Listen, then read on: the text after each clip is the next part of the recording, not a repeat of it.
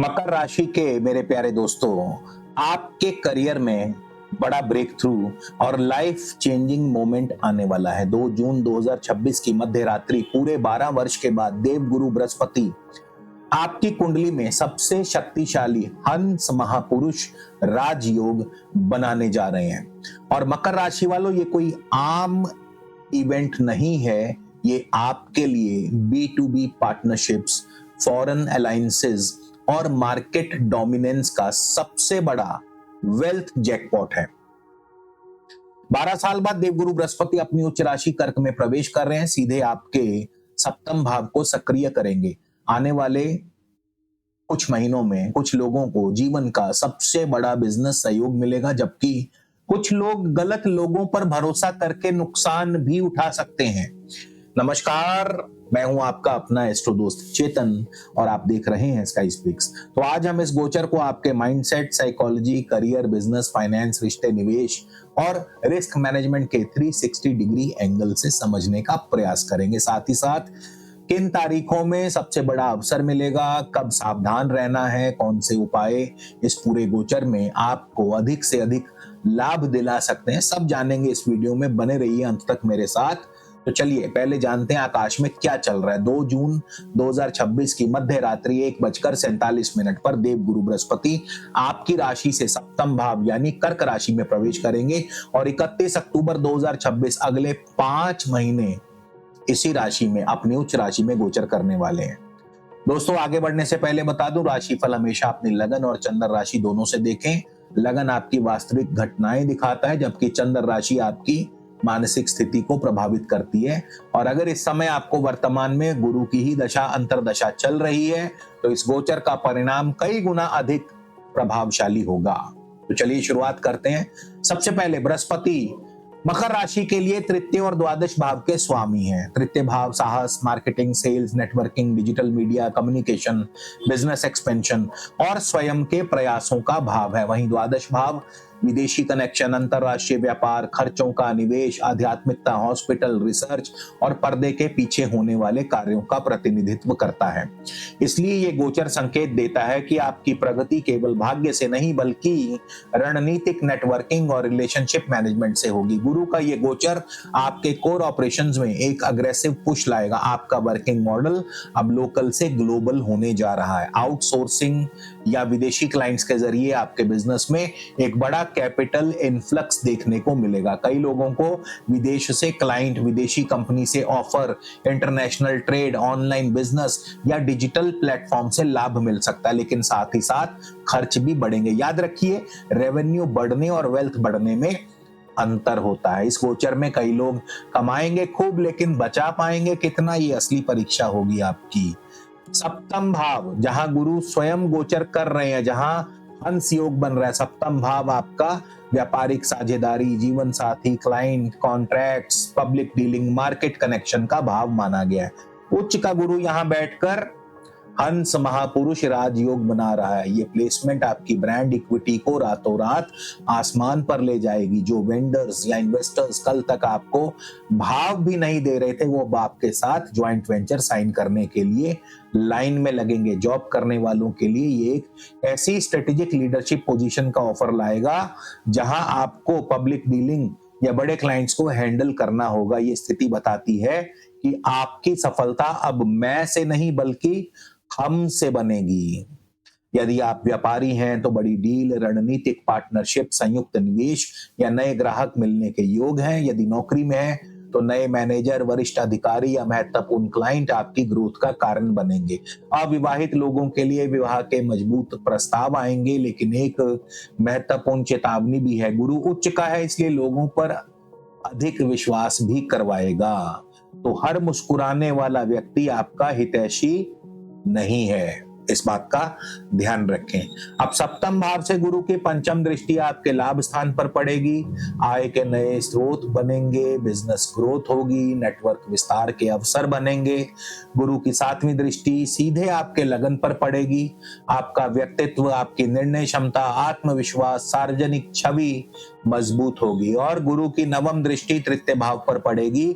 Sales, marketing, social media, YouTube, digital business, consulting और communication आधारित कार्यों में विशेष लाभ मिलेगा।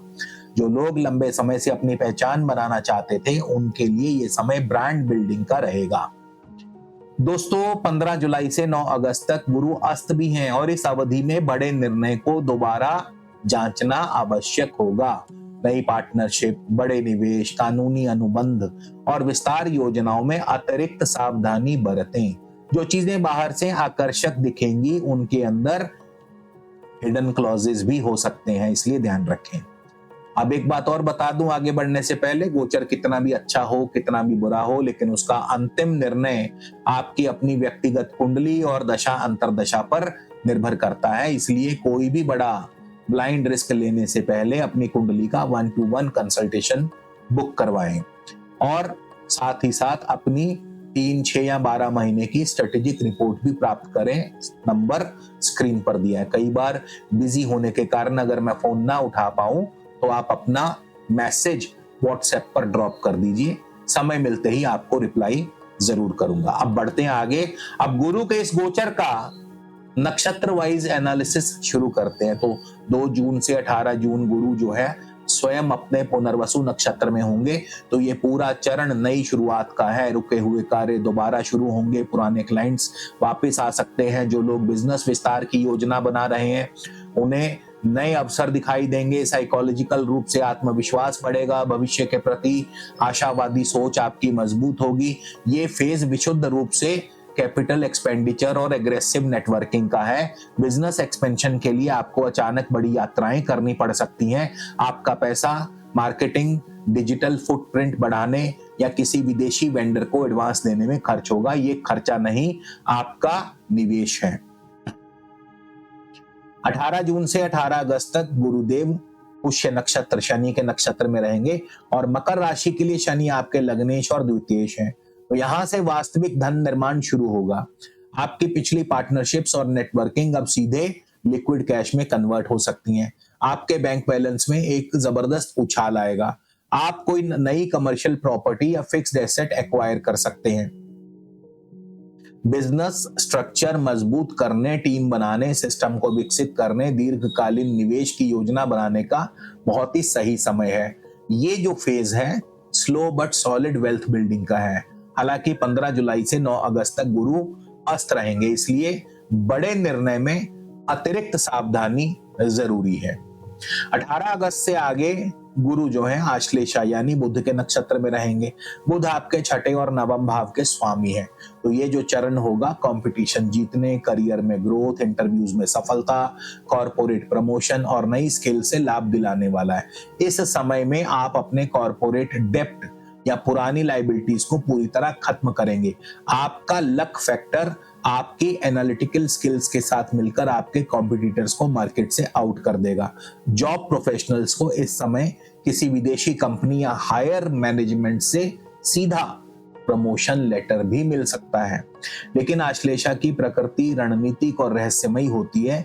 इस समय अपने कोई भी दस्तावेज, अनुबंध, टैक्स, कानूनी मामलों में सावधानी रखें। जो लोग data, technology, education, consulting, trading से जुड़े हैं उन्हें विशेष लाभ मिल सकता है। अब बात करेंगे प्रैक्टिकल उपाय। तो गुरु के शुभ फलों में वृद्धि के लिए अपने उत्तर पूर्व दिशा यानी ईशान कोण को साफ सुथरा स्वच्छ रखें और यहाँ पर एक क्रिस्टल सिट्रीन ट्री जो है वो आप लगा सकते हैं या ब्रास का पिरामिड भी रख सकते हैं। इससे कैश फ्लो तेजी से बढ़ेगा। इसके अलावा आप जो है सफेद पुखराज या पंचमुखी रुद्राक्ष भी धारण कर सकते हैं। ये आपकी निर्णय क्षमता और मानसिक स्थिरता को संतुलित करता है। पुरुष अपने दाएं हाथ की इंडेक्स फिंगर में, महिलाएं बाएं हाथ की इंडेक्स फिंगर में 6-6.25 रत्ती का सफेद पुखराज धारण कर सकते हैं, सोने या चांदी में। इसके अलावा गुरुवार को पीली दाल का दान करें और प्रतिदिन ओम ब्रीम बृहस्पते नमः इस मंत्र का कम से कम 1 माला जाप करें। अब क्विक बुलेट पॉइंट्स जल्दी से नोट कर लीजिए। 12 साल बाद उच्च का गुरु सप्तम भाव में हंस योग बना रहा है। पार्टनरशिप और सार्वजनिक सफलता बढ़ाएगा। नई डील, क्लाइंट्स और बिजनेस के अवसर बनेंगे। इनकम बढ़ेगी लेकिन खर्च भी साथ ही साथ बढ़ते जाएंगे। 15 जुलाई से 9 अगस्त के बीच में बड़े निर्णय में सावधानी रखें। नेटवर्किंग और रिलेशनशिप इस गोचर की सबसे बड़ी पूंजी है। तो मकर राशि वालों के लिए ये गोचर अकेले संघर्ष करने का नहीं बल्कि सही लोगों के साथ मिलकर बड़ी उपलब्धियां हासिल करने का समय है। सही पार्टनर चुनिए, खर्चों पर नियंत्रण रखिए और अवसर आते ही सही कदम उठाइए। मिलते हैं अगले वीडियो में। जय श्री राम।